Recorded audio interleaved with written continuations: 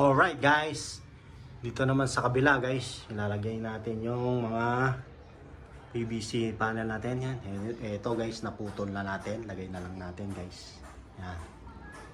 Okay, let's go!